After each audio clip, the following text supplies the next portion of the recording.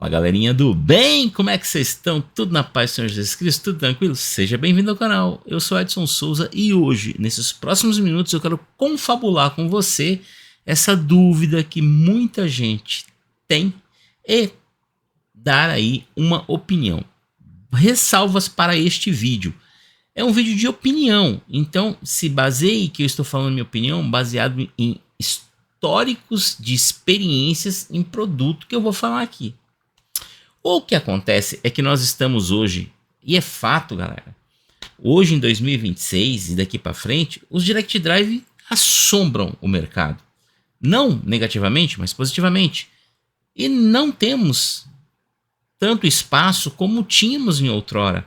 Lá, na época que eu comecei com Logitech, eu fiz até um vídeo falando do Logitech, dos pedais e tudo mais, era um outro momento, era uma outra história. Já existia Direct Drive? Provavelmente lá fora. Aqui a gente não tinha isso. Então hoje tem muita coisa que está chegando no mercado e isso gera muita dúvida, né? Você imagina, você entra hoje na internet e tem uma quantidade a cada mês de marcas novas, modelos novos. É muita coisa. Dá para testar tudo? Não. Dá para acompanhar tudo? Não. Eu acompanho o máximo que eu posso. Então, a minha perspectiva nesse vídeo é baseado no que eu faria para mim. Hoje já tenho um equipamento muito bom, muito extraordinário, que é o meu equipamento da WGF, tá? Mas é um produto que já foca um público diferente. A ideia desse vídeo principalmente é você que está migrando do seu Logitech, do seu Trustmaster, daquela base que você pode ter feito ela em polir correia ou de engrenagem, e você nesse período juntou uma grana e você falou, cara, agora é a hora, agora eu vou para cima. É hora de eu ter o meu Direct Drive, né? Neste vídeo eu não vou falar das possibilidades do DIY. E por que eu não vou falar? Porque existe uma complexidade entre eu comprar algo pronto e algo que eu vou fazer. Dentro dessa complexidade existe um outro fator. O prazer de fazer ou não. A disponibilidade, a facilidade, que nem todos têm. Então, o foco aqui é para você que não quer ter que fazer, mas que também não quer ter que gastar um absurdo. E dentro dessa lógica, dentro desse pensamento, no decorrer do vídeo, fique aí até o final que você vai entender isso, eu tenho uma opinião de algo que eu não só compraria para mim, como está na minha lista de desejos para que eu tenha. Porque veja, hoje o meu equipamento ele é espetacular no PC e acabou. Eu não tenho a possibilidade de ir para outros campos. É o PC. Ah, mas aí você pode usar um adaptador. Não, é a mesma coisa. Uma placa dedicada é diferente de um adaptador. Eu vou ter detalhes que ele não vai conseguir suprir. Eu estaria fazendo alternativas. E não tenho hoje uma alternativa 100%. A partir do momento que eu tenho a possibilidade de comprar um que já me entrega 100% do produto. Mas tem aí alguns outros pontos. Por décadas, a gente sabe que polir correia domina. Por décadas. Até hoje, eu tenho um polir correia. Ele nem tá aqui, ele fica ali em cima. Mas ele não tá aqui, eu emprestei para um amigo. Eu tenho aquele... eu tenho um Fanatec CSR. Se você não conhece, dá uma bugada aí que você vai conhecer esse CSR. E cara, ele em relação a um Logitech já era bacana. Porque ele não era só engrenagem, ele combinava engrenagem e polia. Então ele era suave. Quando você fala assim, eu até entendo quando as pessoas falam, pô, mas você fala de barulho. O dia que você andar no Direct Drive, você vai entender que o teu volante de polir correia, ou principalmente o de engrenagens helicoidais, que é o caso da série G da Logitech, eles são extremamente barulhentos. Quando você andar com Direct Drive, você vai ver que eles são hiper, mega, super barulhentos. É fato. Não sou eu que estou falando por experiência. É qualquer um que já teve essa experiência. E aí você não precisa ser um Direct Drive de alta performance. Qualquer Direct Drive já vai ver essa diferença. Só tem um detalhe. Eu costumo dizer, costumo brincar que eu como uma coisa qualquer, eu não como. Eu como qualquer coisa, mas uma coisa qualquer eu não posso comer. Você não pode, ao meu ver, tá? Eu não compraria qualquer Direct Drive. Eu ia fazer uma pesquisa para ver questões de histórico, questões de experiência, questões de N fatores. Porque a gente não está falando aqui só de força, e isso eu já falei em vários vídeos. A gente está falando aqui de uma experiência de feeling, a gente está falando aqui de uma experiência de pilotagem e de possibilidades. Quando eu coloco essa somatória toda no papel, quando eu vejo todo esse conjunto, eu vou dar uma minha opinião aqui do que para mim hoje seria um custo-benefício extraordinário. Não sou patrocinado por ninguém, todo mundo que me conhece sabe disso, mas quando eu quero comprar algo para mim, eu pesquiso muito e eu levo muito a sério o histórico de um produto. Se você não sabe quem é a Logitech, então você não corre no mundo do automobilismo virtual, porque se você corre, você sabe quem é a Logitech. Você conhece o histórico dela, você sabe os produtos dela dentro desse ambiente. Então foi de G25, G27, Momo Race, Drive Force GT. Tem um histórico gigantesco por trás. E antes desse Direct Drive aqui, nós temos o Direct Drive Pro dela. Só que o custo para os 10 Nm, eu sempre achei ele meio incongruente. Se é bom ou não, é certo ou errado, eu achava incongruente. Mas o RS50, na minha visão, ou na minha ideia e na minha opinião, principalmente do que eu pretendo ter, ele cobriu um espaço, uma lacuna bacana em questão de entrega e preço. Se você for pegar na mesma faixa de preço produtos como ele, ou vai vir só a base, vou até deixar aqui a foto, não dá para aumentar, que pena, ou vai vir só a base, ou um pouquinho mais baixo você tem uma base, mas se você quiser, por exemplo, um conjunto com aro, com hub, e eu gostei muito porque aqui você já tem o hub montado, vai sair alguns aros, só o aro, que você só troca no hub, perfeito, o hubzinho tá lá, essa peça aqui. Cara, isso facilita a sua vida. O custo, para nós brasileiros, que o salário mínimo é R$ 1.500, isso é uma fábula.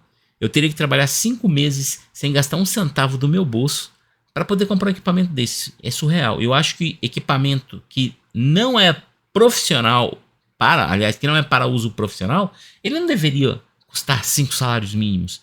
Essa é a minha opinião, mas não é a realidade que a gente vive. Mas se eu comparar com outros produtos no mercado, e acreditem, eu comparei, é por isso que ele está na minha lista de desejos, desde quando ele saiu eu fui acompanhando, e eu quero muito ele por conta dos meus consoles, ok? Mas eu poderia ter ele para jogar no PC de uma forma mais tranquila, de uma forma menos profissional. Por que não? Porque aqui o vídeo é para você que está saindo do seu Logitech ou sei lá do seu Trustmaster, seja como for, e você quer um alvo. Eu vi muita coisa no mercado, tem várias marcas no mercado, mas quando eu coloco, e eu gosto muito de relação de preço por newtonmetros, eu acredito que ele ganha. Porque veja, ele não tem pedal, ok, mas eu vi outras marcas que também não entregam nem o pedal e o preço do motor, apenas um motor, é o valor desse aqui, já com aro. E por que eu te falei que para mim seria interessante? Porque eu compraria o pedal? Não, eu usaria o pedal que eu tenho no PC. Mas para o console você vai precisar do pedal. Só que aí tem um detalhe. Você pode utilizar, por exemplo, você pode estar utilizando, por exemplo, o que você já tem hoje e futuramente você está adquirindo o pedal. Por que não? É uma possibilidade. Isso aí não é uma coisa que a gente descarta. Então eu teria um gasto desse agora e usaria o meu pedalzinho Logitech de boa. Faria. Tudo bem, para usar o pedal Logitech, nesse meio eu teria que colocar um hub. Ótimo. Você pensaria, mais uma peça que eu tenho que comprar. Mas, mesmo assim, se eu avaliar o conjunto que eu já tenho, mais um pedal que eu compro, vai ficar ainda mais caro? Fica um pouco mais caro, é evidente que vai ficar um pouco mais caro. Vai ficar ainda mais caro e a tendência é se tornar mais caro, infelizmente, com tudo que a gente está vendo aí. Tem outras marcas, sim, tem modelos aí, só que quando eu comparo, aqui não tem pedal, ok, outras marcas também não, e o preço não se compara ao conjunto, tá? O que eu faria aqui se eu já tenho um conjunto Logitech, tá? Eu compraria, eu manteria temporariamente os pedais, né? Com algum molde de load cell, tá? Até eu comprar um outro pedal para substituir. Claro, se você vai usar no console apenas, primeiro que você não tem muita opção, tem que ser algo assim. E você vai ter que comprar os pedais também. E quanto custa os pedais? Deixa eu dar uma olhada aqui e mostrar para vocês. Ó, eu achei legal essa foto, que eu faria essa combinação. Tá, o pedalzinho aí do Logitech, né?